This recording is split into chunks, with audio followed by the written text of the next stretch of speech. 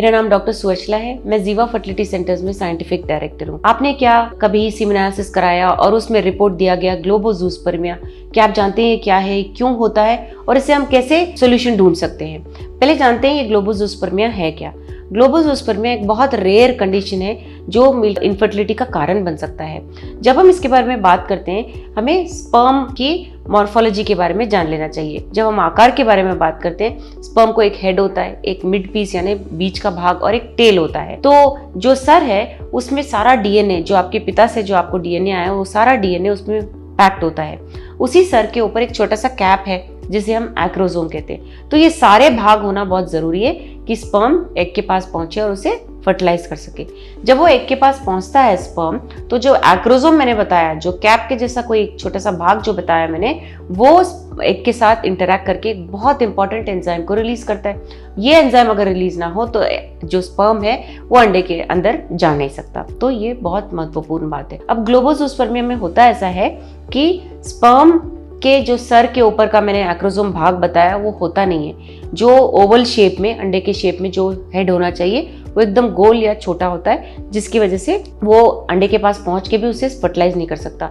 लोगों में देखा गया है कि वो नेचुरली बहुत साल ट्राई करते हैं बट प्रेगनेंसी नहीं पा सकते, क्योंकि ये नेचुरली इसका सोल्यूशन नहीं ढूंढ सकते हैं आप। क्योंकि कितने भी बार स्पर्म एग तक पहुंच जाए, अगर एक्रोसोम ना हो तो अंडा फर्टिलाइज नहीं हो पाता स्पर्म के द्वारा। तो ये हुआ विधि कैसे होता है ये फर्टिलाइज, और एक्रोसोम का क्या इंपॉर्टेंस है।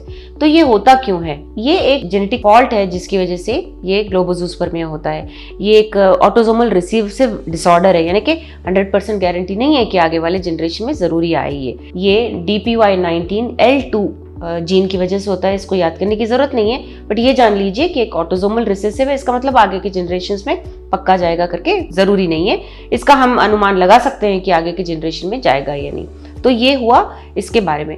अब इसका परिष्कार क्या है? आपको अगर ग्लोबोजूस्पर्मिया है, आपके स्पर्म्स ठीक आकार के नहीं है, तो इसका क्या सोल्यूशन निकाल सकते हैं? बेसिकली ऐसे केसेस आईवीएफ के लिए ही आते हैं। आईवीएफ में भी जब हम ऐसे स्पर्म अंडे के अंदर डालते हैं तो फर्टिलाइजेशन नहीं होता है।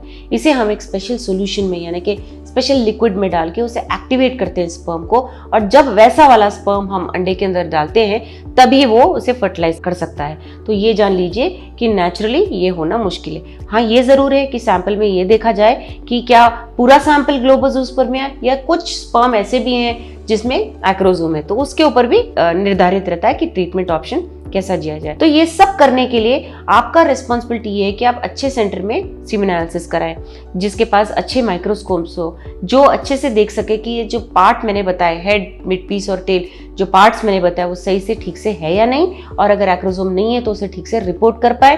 क्योंकि अगर एक्रोसोम नहीं है और हमने कह दिया कि सब कुछ ठीक है तो IUI काम नहीं कर सकता, IVF भी आपके लिए फेल हो जाएगा। तो ये जान लेना बहुत जरूरी है कि आपका सैंपल ठीक है या नहीं, ग्लोबोजूस्पर्मिया रिपोर्ट किया गया है तो उसे कैसे हम मैनेज कर सकते हैं। इसके बारे में अगर आपको और जानकारी चाहिए, अवश्य जीवा फर्टिलिटी सेंटर्स आइए। Thank you. हमने इस वीडियो को बनाने में बहुत मेहनत की है, जरूर हमें सब्सक्राइब और लाइक कीजिए। Thank you.